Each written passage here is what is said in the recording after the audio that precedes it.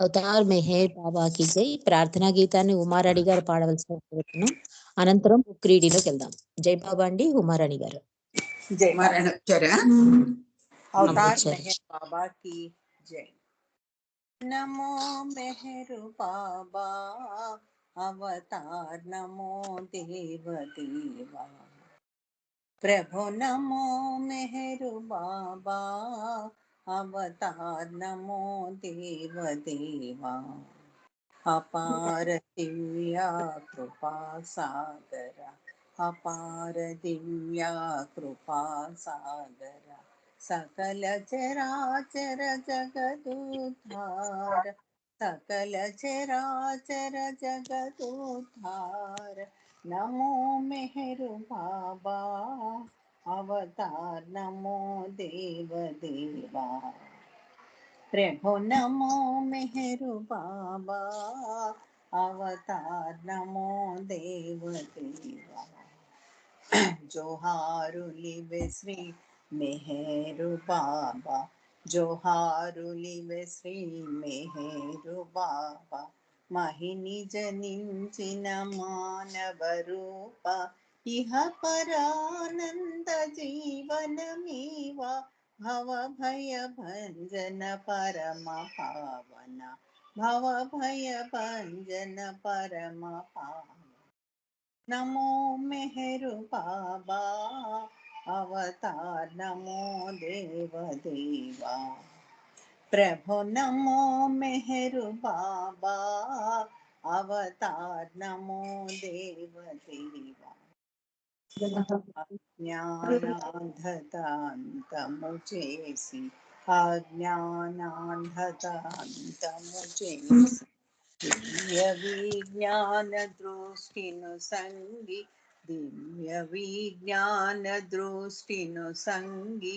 हरिषड्वर्गमुलंतरिंपगा, हरिषड्वर्गमुलंतरिंपगा अव्यय मोक्षं अनुग्रहिंपु, अव्यय मोक्षं अनुग्रहिंपु नमो मेहर बाबा अवतार, नमो देव देवा प्रभु, नमो मेहर बाबा अवतार, नमो देव देवा जय मेहर बाबा जय, जय मेहर बाबा जय, जय मेहर बाबा जय, जय मेहर बाबा जय, जय मेहर बाबा जय, जय मेहर बाबा जय, जय मेहर बाबा जय, जय मेहर बाबा जय, जय मेहर बाबा जय, जय मेहर बाबा जय, जय मेहर बाबा जय, जय मेहर बाबा जय, जय मेहर बाबा जय, जय मेहर बाबा जय, जय मेहर बाबा जय, जय मेहर बाबा जय, जय मेहर बाबा जय, जय मेहर बाबा जय। अवतार मेहर बाबा की जय। थैंक यू रजनी, अंदर की जय बाबा अंडी। थैंक यू बाबा। జై బాబా అండి, ఉమారాణి గారు ప్రార్థనా గీతంతో ఈ రోజు సహవాస ప్రారంభించేందుకు ప్రభువుని దర్బార్లో ఆహ్వానించినందుకు జై మెహర్ బాబా. ఉమారాణి గారు అందరికీ జై బాబా అండి. మనం ప్రభు ఇచ్చిన ఈ అద్భుత అవకాశంలో గత కొన్ని రోజులుగా ఈజ్ దట్ సో అంటే ఇంగ్లీష్ లో రాసిన ఈజ్ దట్ సో అనే గ్రంథాన్ని అది అలాగా అని తెలుగులో రాశారు జీవిజీకే చంద్రమౌళేశ్వర గారు. అది ఆ పుస్తకంలో ఏముంటాయంటే ప్రభువు చెప్పిన అద్భుత సంఘటనలు కథలతో పాటు మండలి చెప్పిన సంఘటనలు, అలాగే కొన్ని బాబా చెప్పిన అద్భుత విశేషాలు అంటే బాబా మాటల ద్వారా చెప్పిన కథలు, ఇవి బాబా మాట్లాడుతున్నప్పుడు చెప్పిన కథలు అన్నమాట. ఆ సంఘటనలు ఇవన్నీ కూడా ఇరిచి ద్వారా తెలుసుకుని అంటే ఒక టేప్ రికార్డు ద్వారా ఆయన చెప్పినవన్నీ రికార్డ్ చేసి ఒక గ్రంథస్థంగా చేశారు. ఆ పుస్తకాన్ని చదివే భాగ్యం ప్రభువు మనకిచ్చాడు. గత కొన్ని రోజులుగా మనం చదువుకుంటున్నాం.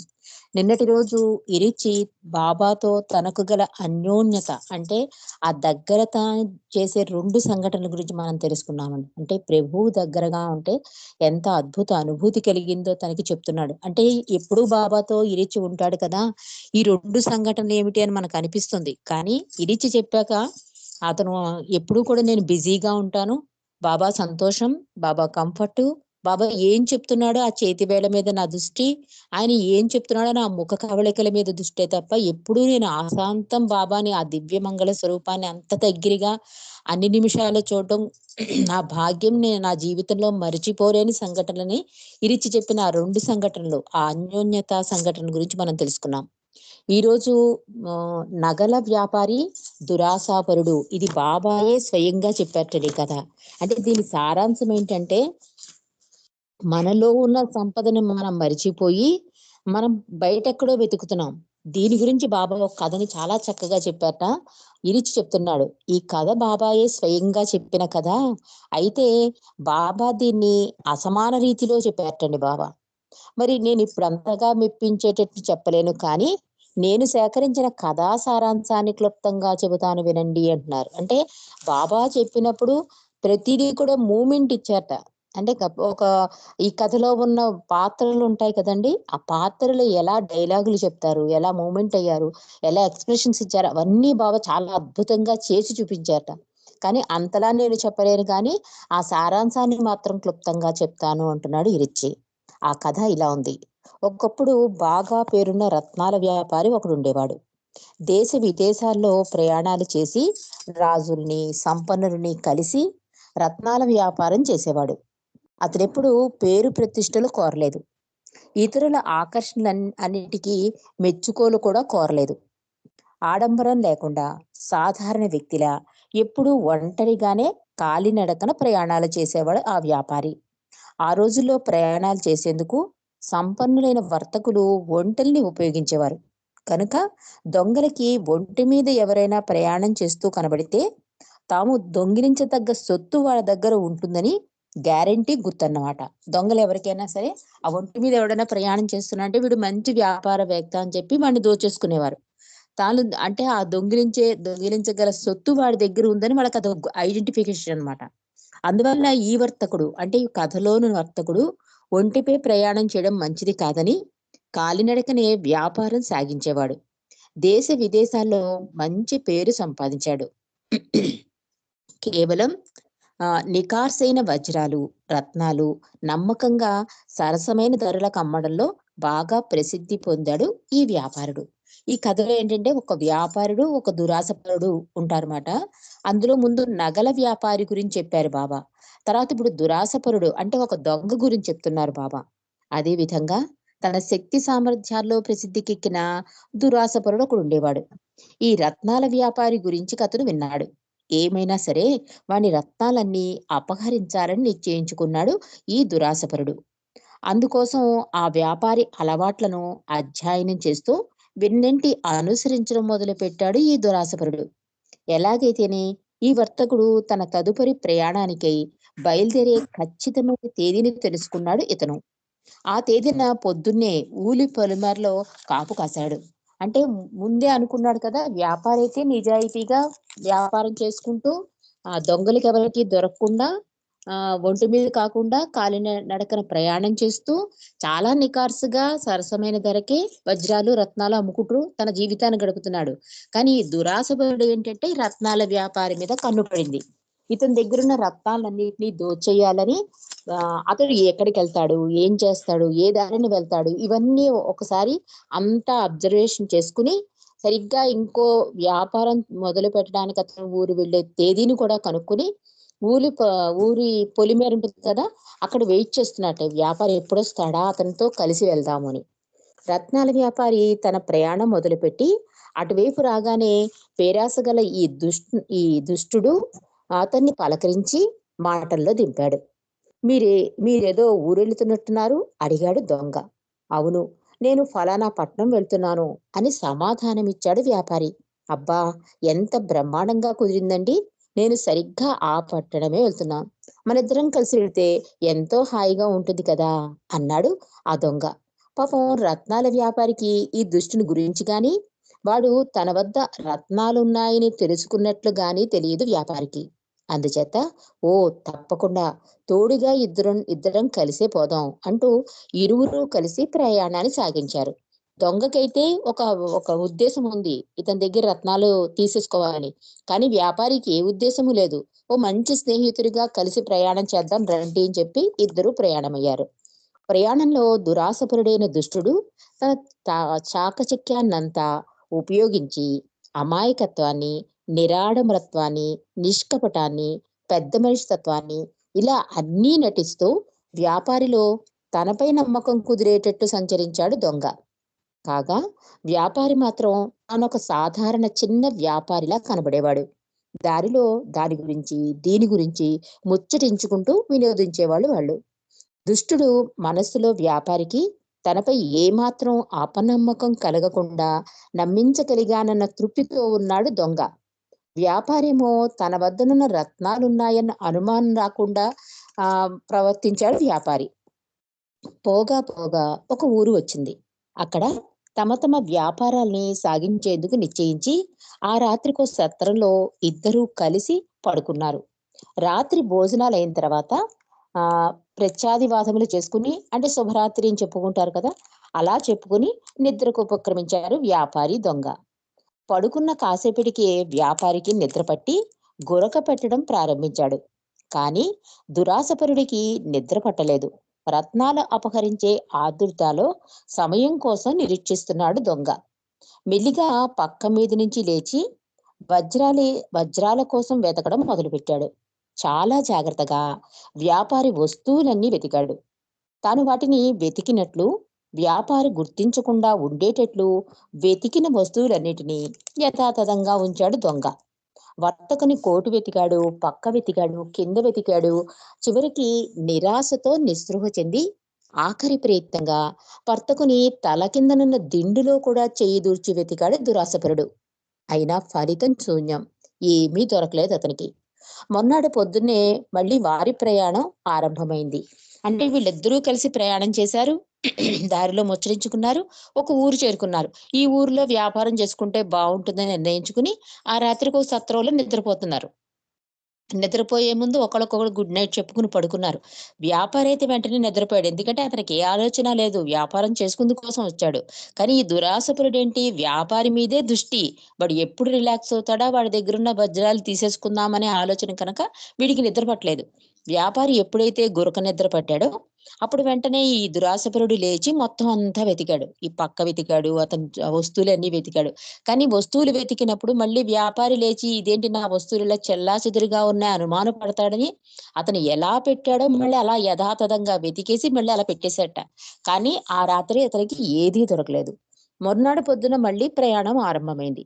దురాశపరుడు మంచి ఉల్లాసంగా నమ్మిన బంటులా వ్యవహరిస్తున్నాడు. అంటే రాత్రి అంత దారుణం చేసినా కూడా వర్తకుడికి ఏ మాత్రం అనుమానం రాకుండా చాలా మంచి వ్యక్తిగా బిహేవ్ చేస్తున్నాడు వర్తకుడితో, చెప్తున్నారు బాబా ఈ కథ. వర్తకుడు సరదాగా అతనితో కలిసే తిరుగుతున్నాడు. రెండో రోజు రాత్రి మళ్ళీ దుష్టుడు మేలుకుని ఉండి వర్తకుడు నిద్రపోయాక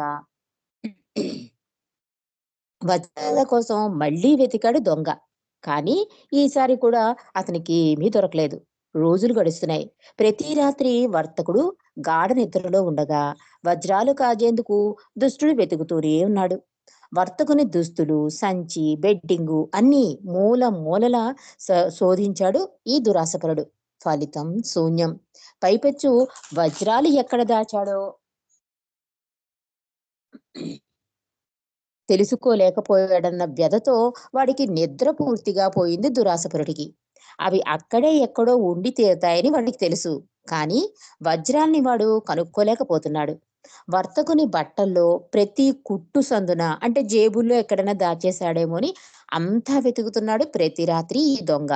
అవెక్కడా కనబడకపోయేసరికి తాను పొరపాటు పడ్డానేమో, అసలు ఇతను రత్నాల వ్యాపారి కాదేమోనన్న ఆలోచన కూడా వచ్చి ఇంకా ఇంకా మదన పడిపోయాడు. అయ్యో, నేను సరిగ్గా ఇతన్ని అధ్యయనం చేయలేదేమో, నిజంగా ఇతను వ్యాపారి కాదేమో, నేను పొరపాటు పడ్డానేమో అనుకున్నాడు దొంగ. ఇక వారి ప్రయాణం పూర్తిగా వచ్చే సమయానికి దురాశపరుడు సహనాన్ని కోల్పోయాడు.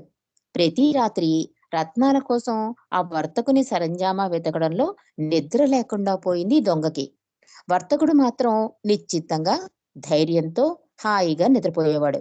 తన వ్యాపారాన్ని నిశ్చింతంగా పూర్తి చేసుకుని ఇంటికి తిరిగి ప్రయాణ సన్నాహంలో ఉన్నాడు వర్తకుడు. దుష్టుణ్ణి పలకరించి, నీవు నాతో కలిసి ప్రయాణం చేసినందుకు కృతజ్ఞుణ్ణి. నీవు నా కూడా ఉండి మన ప్రయాణాన్ని హాయిగా గడిచిపోయేటట్లు సహకరించావు.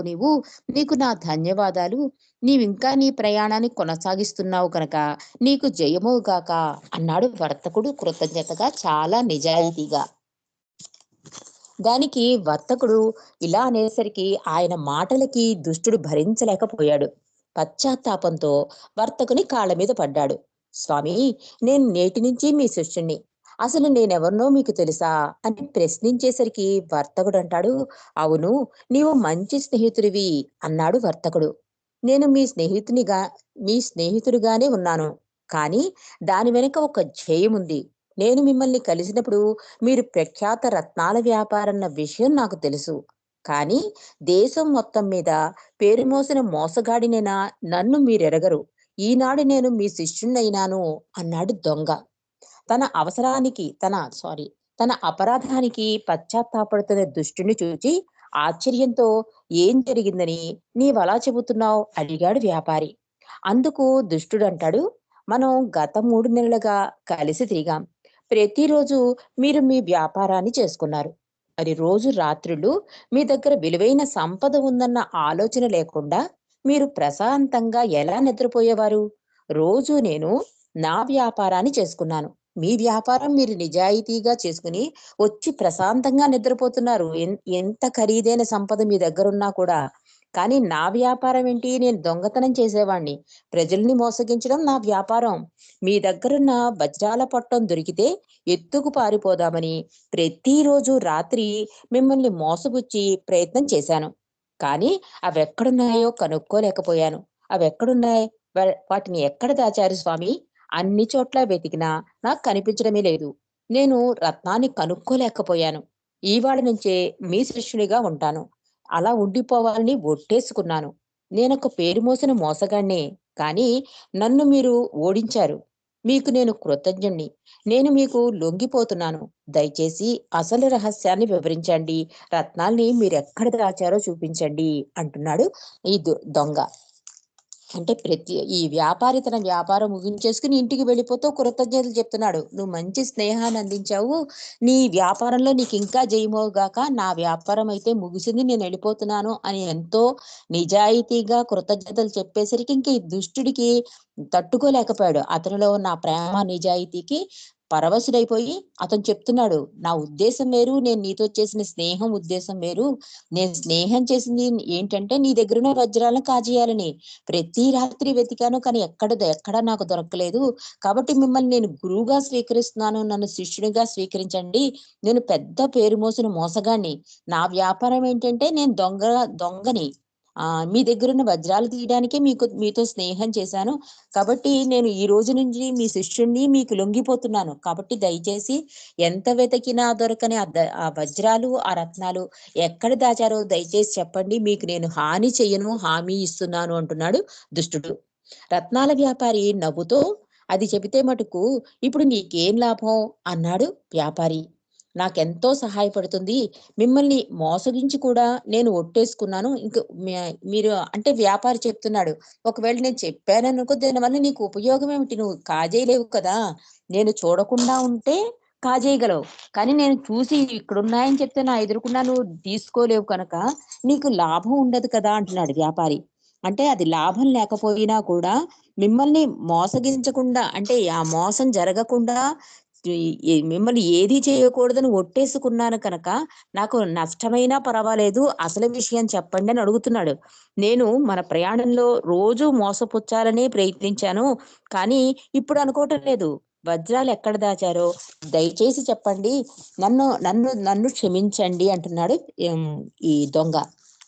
అప్పుడు వ్యాపారి అంటాడు, నా వస్తువులన్నీ వెతికానని చెబుతున్నావు కదా, మరి నీ సంచి ఎప్పుడైనా వెతికావా అడిగాడు వ్యాపారి. ప్రతి సాయంత్రం పడుకోబోయే ముందు నా వజ్రాల మూటని నీ సంచిలో పెట్టేవాణ్ణి. నీవు నన్ను దోచుకునేందుకే వచ్చావని నాకు తెలుసు. నీవు వాటిని దోచే ప్రయత్నంలో నీ సంచినెప్పుడు వెతుక్కోలేదు. అలా వెతుక్కోవని నాకు తెలుసు కనుక నేనేం చేసేవాణ్ణి, నా వ్యాపారం అంతా ముగించాక రాత్రి నువ్వు చూడకుండా నీ సంచిలోనే వేశాను వజ్రాల్ని, పొద్దున వాటిని తీసేసుకుని వ్యాపారం చేసుకున్నాను. ఎందుకంటే నీ సంచిని ఎప్పుడు నువ్వు వెతుక్కోవు కదా, అదే ధైర్యంతో నేను హాయిగా పడుకున్నాను. ఇదే అసలు రహస్యం అని చెప్తున్నాడు వ్యాపారి. దొంగకి అప్పుడు కళ్ళు తెరుచుకుని అతని పాదాల మీద పడి క్షమించమని వేడి అతన్ని గురువుగా అంగీకరించారట. బాబా ఈ కథ చెప్పాక ముగింపుగా ఏమంటున్నారంటే, ఈ జ్ఞానం అనే సంపద మీలోనే ఉంటుంది. అంటే నేనెవరు అంటే మనం మనం మనం కూడా భగవంతు స్వరూపులైన బాబా ఎందుకు అంటారంటే, మీలో ఉన్న భగవంతుణ్ణి తెలుసుకోండి అని బాబా ఎందుకు అంటారంటే, ఆ సంపద మీలోనే ఉంది. అది వదిలేసి మీరేం చేస్తారు, బయట ఎక్కడో వెతుకుతారు. మనలోనే మన హృదయాల్లోనే కనుక్కోమని బాబా చెప్పారు ఈ కథ ద్వారా అని చెప్తున్నాడు రిచి. ఇక్కడ ఈ సబ్జెక్ట్ లేకపోయినానండి, అవతార్ మెహర్లో రాశారు. అంటే మన సంపద అంటే అసలు భగవంతుడు ఎందుకు వస్తాడు అన్నది బహుమతి తీసుకొస్తాడు ప్రతిసారి భగవంతుడు అంటారు కదా. ఈ కథకి ముగింపు బాబా ఏం చెప్పారు, మీలోనే ఉంది ఆ సంపద, దాన్ని ఎవ్వరూ దోచుకోలేరు, కానీ దాన్ని కనుక్కొని కనిపెట్టాలి. అంటే ఆ సంపద ఎవరండి, భగవంతుడు మన హృదయాల్లో ఉంటాడనమాట. దాని గురించి అవతార్ మెహర్లో రాశారు. అది కూడా మనం ఇక్కడ చదువుకుందాం. అంటే భగవంతుని మీద ప్రేమ అనే సంపద మనలో ఉంది. ఎందుకంటే బాబా అంటారు కదా, హృదయమే భగవంతుని నివాసం కాబట్టి హృదయం మాట వినడం అంటే భగవంతుని మార్గదర్శకత్వంలో ఉండడం అండి. మనం పాటలు పాడుకుంటాం, నడిచేది నీవు నడిపించేది నీవు, కానీ అది ఏంటి, దాని అర్థం ఏంటంటే భగవంతుని మీద ప్రేమ అనే సంపదని ఎవ్వరూ కూడా దోచుకోలేరు. ఎందుకంటే ఉండేది భగవంతుడు మన హృదయంలో కనుక ఆ ప్రేమ కూడా అక్కడి నుంచే పుడుతుంది.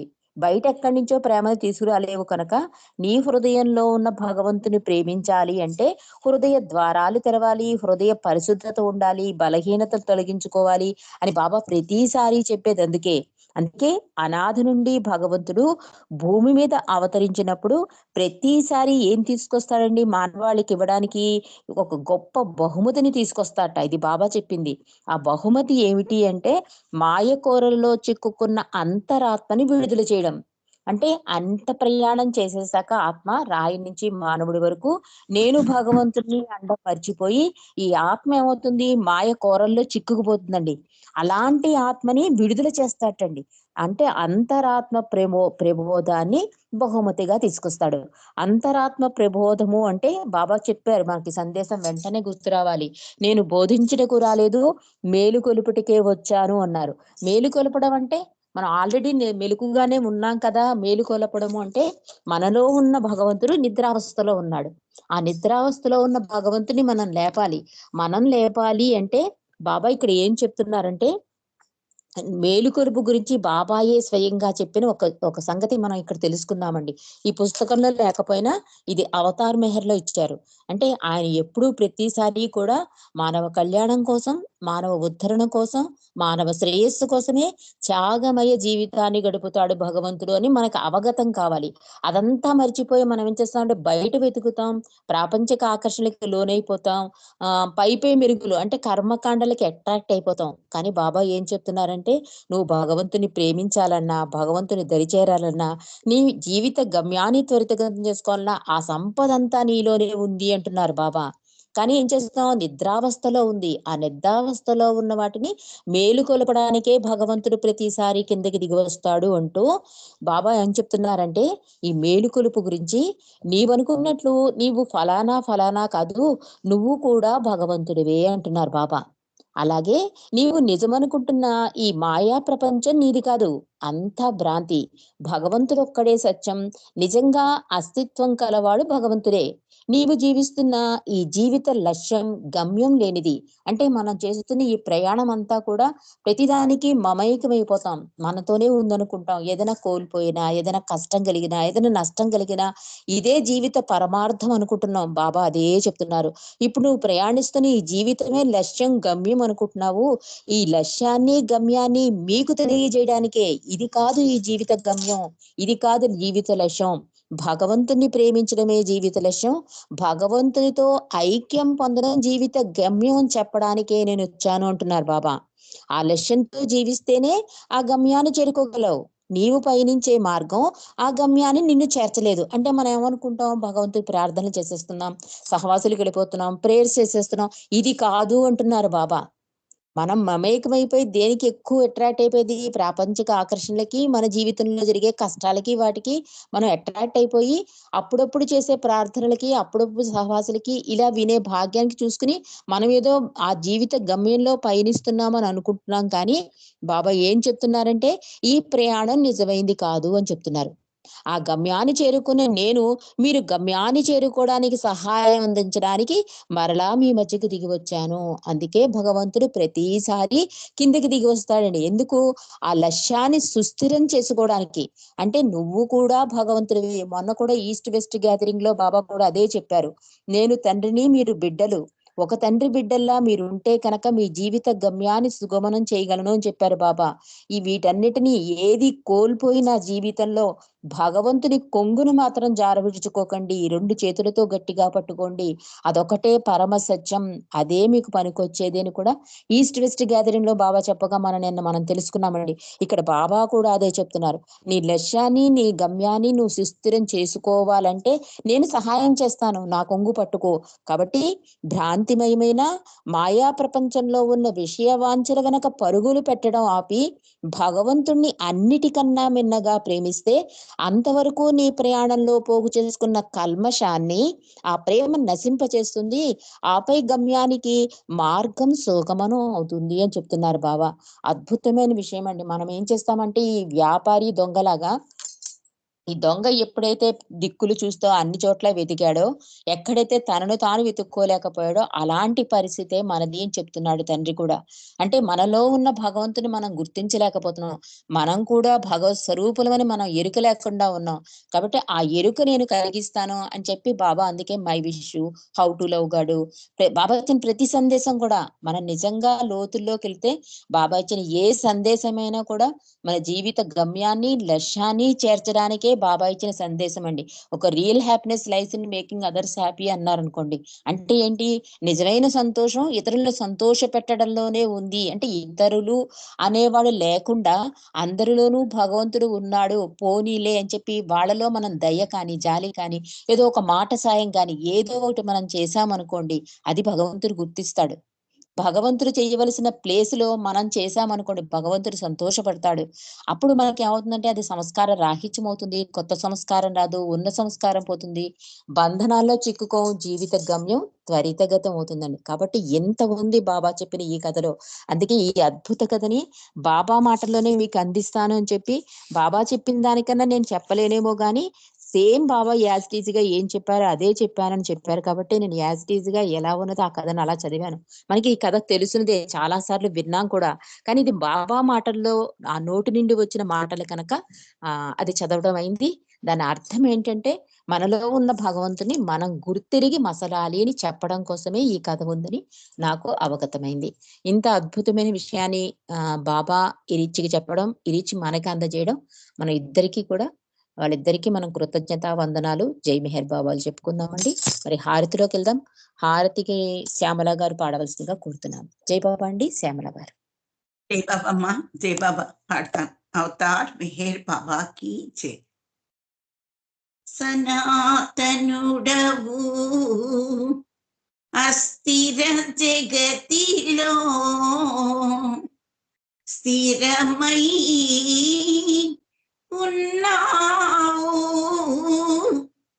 ప్రేమే నీవై ప్రేమను కోరి నరుడై వచ్చావు.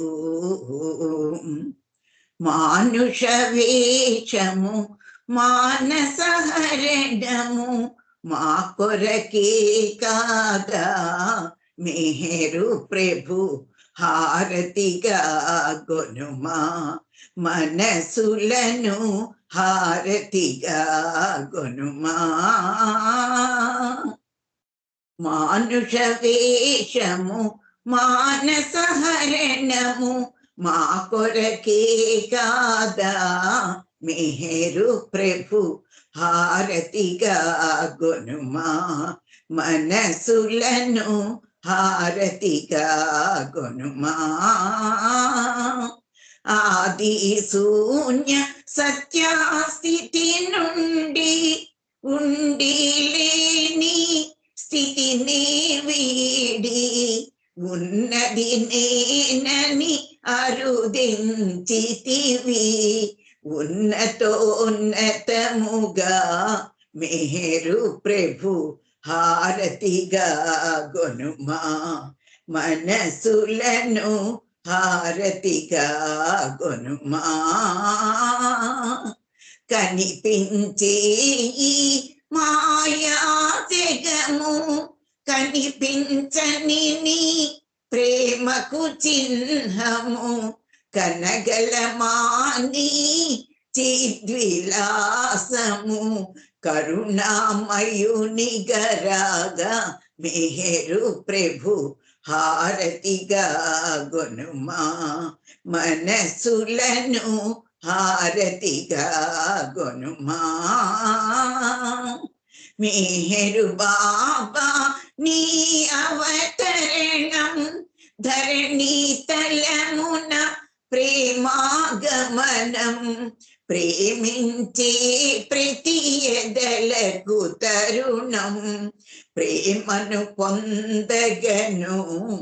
మేరు ప్రభు హారతిగా గొనుమా. మనసులను హారతిగా గొనుమా. మాటల కన్నా మౌనము మిన్నని చిరునగవులతో ప్రేమించావు. దాసులము నీ ప్రేమకు మేము ధన్యులమైతిమిగా. మేరు ప్రభు హారతిగా గొనుమా.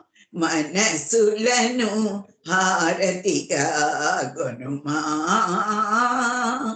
ప్రేమమయాని ప్రేమను పొందిన మా జీవితములు సఫలము కాగా. మెహరనుచు మనగలిగే భాగ్యము వరముగనీయగరావా. మేరు ప్రభు హారతిగా గొనుమా. మనసులను హారతిగా గొనుమా. మానుష వేషము మానసహరణము మా కొరకే కాదా. మేరు ప్రభు హారతిగా గొనుమా. మనసులను హారతిగా గొనుమా. అవతార్ మెహర్ బాబా की జై. జై బాబా అమ్మ. అందరికీ జై బాబా.